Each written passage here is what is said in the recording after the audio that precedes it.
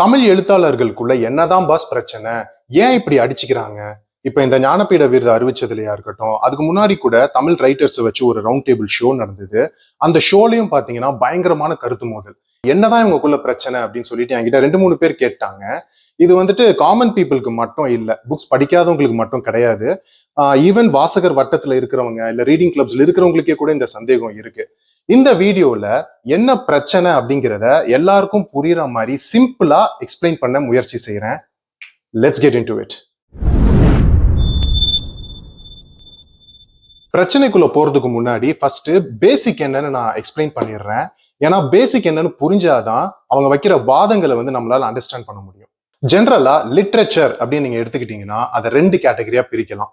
ஒன்னு ஃபிக்ஷன், இன்னொன்னு நான் ஃபிக்ஷன். இதுல ஃபிக்ஷன் அப்படிங்கறது எடுத்துக்கிட்டீங்கன்னா அதை ஃபர்தரா இன்னும் 2 கேட்டகரியா பிரிக்கலாம். ஒன்னு ஜென்ரா ஃபிக்ஷன், இன்னொன்னு லிட்டரரி ஃபிக்ஷன். ஜென்ரா ஃபிக்ஷன்னா என்னன்னா இதுக்கு கீழே தான் mystery, thriller, romcom, fantasy, sci-fi, horror etcetera etcetera இப்படி இருக்கிற எல்லா ஜென்ராவுமே இந்த ஜென்ரா ஃபிக்ஷன் கீழே தான் வரும். இருக்கிற எல்லாமே இந்த கேட்டகரியில வந்துச்சுன்னா அப்படின்னா லிட்டரரி ஃபிக்ஷன்னா என்ன பிரதர் அப்படின்னு கேட்டீங்கன்னா, லிட்டரரி ஃபிக்ஷன்னா ஒரு மனுஷனோட வாழ்வியல் இல்லைன்னா அவனோட உள் உணர்வுகள் இது எல்லாத்தையுமே ரொம்ப டீப்பா உள்ள போய் எக்ஸ்ப்ளோர் பண்ணக்கூடிய கதையா இருக்கும். கேரக்டர் டெவலப்மெண்ட்டுக்கு ரொம்ப இம்பார்ட்டன்ஸ் கொடுத்துருப்பாங்க. அது மட்டும் இல்லாம பிலாசபி பேஸ்டாவும் இருக்கும். ஓகே, இப்போ பிரச்சனை என்ன அப்படின்னா, ஒரு தரப்பு மக்கள் என்ன சொல்றாங்கன்னா, லிட்டரரி ஃபிக்ஷன் கேட்டகரி இருக்கு இல்லையா, அதுதான் சிறந்தது, உயர்ந்தது. ஜெர்னல் ஃபிக்ஷன் கேட்டகரியை எங்களால அதை சீரியஸ் ரைட்டிங்கா எடுத்துக்க முடியாது, அது எல்லாமே பாப்புலர் ரைட்டிங் அப்படின்னு சொல்றாங்க. அதாவது கமர்ஷியல் ரைட்டிங். அதாவது என்ன மீன் பண்றாங்கன்னா, ஜெர்னல் ஃபிக்ஷன்ல நீங்க எந்த ஜெர்னர்லயா இருக்கட்டும் நீங்க எழுதுற அந்த கதைகள் பெருமளவு மக்களை ஈர்த்தாலுமே படிக்க வச்சாலுமே அது அந்த டைம் பீரியட்ல மட்டும்தான். அது காலங்காலத்துக்கு நிலைச்சு நிக்காது. ஆனா லிட்டரரி ஃபிக்ஷன் கேட்டகரின்றது அப்படி கிடையாது. ஒரு புக்குன்றது லாஸ்ட் பேஜோட முடியறது கிடையாது. அதுல சொல்லப்படுற கருத்துக்கள், அது ஏற்படுத்துற இம்பாக்ட் அந்த ரீடரோட லைஃப்ல அப்படியே அது கண்டினியூ ஆகணும். அந்த மாதிரி எழுதப்படுறது தான் literary fiction. So literary fiction கேட்டகரியில எழுதப்படுறது தான் காலங்காலத்துக்கு எப்பவுமே நிலைச்சு நிற்கும் அப்படின்னு சொல்றாங்க. இன்னும் ஃபோர்ஸ்ஃபுல்லா சில பேர் என்ன சொல்றாங்கன்னா, லிட்டரரி ஃபிக்ஷன் தான் சீரியஸ் ரைட்டிங், சீரியஸ் லிட்ரேச்சர் அப்படின்னு சொல்றாங்க. ஜெர்னல் ஃபிக்ஷனை எங்களால லிட்ரேச்சராவே கன்சிடர் பண்ண முடியாது அப்படின்னு சொல்றாங்க. இன்னொரு தரப்பு மக்கள் இப்ப என்ன சொல்றாங்க அப்படின்னா, இலக்கியத்துல இப்படி உயர்ந்தது தாழ்ந்ததுன்னு நீங்க ஸ்பிளிட் அப் பண்றது எங்களால ஏத்துக்கவே முடியாது. எழுத்து அப்படிங்கிறது எல்லாமே சேம் தான். அவனுக்கு என்ன வேணுமோ அதை வாங்கி படிக்க போறான். As simple as that. இப்போ ஒரு கடைக்கு போறோம், ஒரு ஷர்ட் வாங்குறோம் அப்படின்னா அவனுக்கு பிடிச்ச கலர்லயோ அவனுக்கு பிடிச்ச டிசைன்லயோ வாங்கி போட போறான். அதே மாதிரிதான் இலக்கியமோ, அவனுக்கு என்ன வேணுமோ, எந்த ஜேர்னர் பிடிக்குமோ அதை வாங்கி படிக்க போறான். அதுல நீங்க இப்படி ஒரு இதை உயர்ந்தது, இன்னொன்னு நீங்க தாழ்ந்ததுன்னு டைரக்டா சொல்லனாலுமே, நீங்க ஒரு இதை உயர்ந்ததுன்னு சொல்லும் போது இன்னொன்னு ஆட்டோமேட்டிக்கா அது தாழ்ந்தது அப்படிங்கிற மாதிரியான இம்ப்ரெஷன் தான் அது கிரியேட் பண்ணுது. ஏற்கனவே மக்கள் கிட்ட உயர்ந்தது தாழ்ந்தது இது மாதிரி ஒருத்தங்க போடுற ட்ரெஸ் தான் சிறந்தது, ஒருத்தங்களோட பழக்க வழக்கங்கள் தான் சிறந்தது, ஒருத்தங்க பண்ற வேலைகள் தான் சிறந்தது இப்படின்னு சொல்லிட்டு இந்த மாதிரி மக்களிடையே இருக்கிற டிஃபரன்சஸ்னாலதான் இவ்வளவு பிரச்சனை. நம்ம அதையே இலக்கியம் மூலமா தான் அதை உடச்சி பிரேக் பண்றதுக்கு முயற்சி செய்யறோம். நீங்க இலக்கியத்தையே இப்படி உயர்ந்தது தாழ்ந்தது அப்படின்னு சொல்லிட்டு நீங்க கேட்டகரி வைஸா பிரிச்சீங்கன்னா இது எங்க போய் முடியும்னு தெரியல, இது எங்களால ஏத்துக்க முடியாது அப்படின்னு சொல்றாங்க.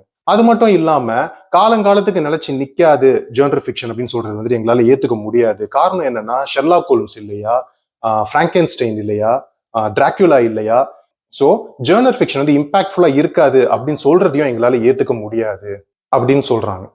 இப்போ இதுக்கு கவுண்டர் பாயிண்ட் அவங்க என்ன சொல்றாங்க அப்படின்னா, வாங்கி படிக்கிறது பிரச்சனை இல்லை, அவனுக்கு என்னென்ன வேணுமோ அதை வாங்கி படிக்கட்டும். ஆனா இங்க பிரச்சனை எங்க வருதுன்னா, நீங்க விருது கொடுக்கறதுல, விருது அவார்ட் நீங்க இப்போ ஒரு படைப்புக்கோ இல்லைன்னா ஒரு ஆத்தருக்கோ நீங்க கொடுக்குறீங்க அப்படின்னா அது அந்த மொழிக்கு அது லேபிள் ஆகுது. நீங்க அந்த பர்டிகுலர் ஒர்க்கையோ அந்த ஆத்தரையோ நீங்க அந்த மொழிக்காக நீங்க அங்கீகரிக்கிறீங்க. நீங்க அங்கீகரிக்கும் போது they are becoming the label of that language.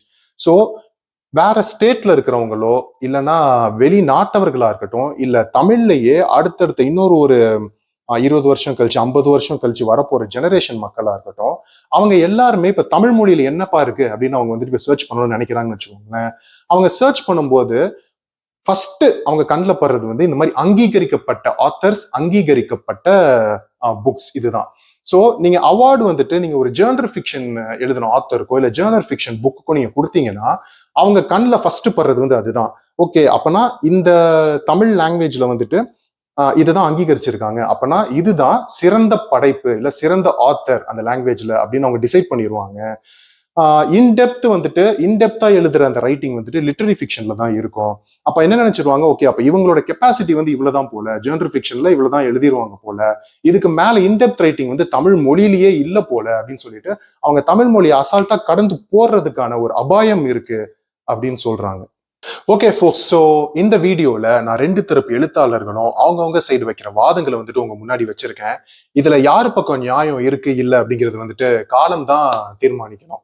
வெளியில இருந்து பார்க்கும்போது அஸ் அ காமன் மேனாவோ இல்லைன்னா அஸ் அ ரீடராவோ உங்களுக்கு இந்த பிரச்சனை வந்துட்டு எப்படி தெரியுது? முதல்ல இந்த பிரச்சனை தேவைன்னு நீங்க நினைக்கிறீங்களா?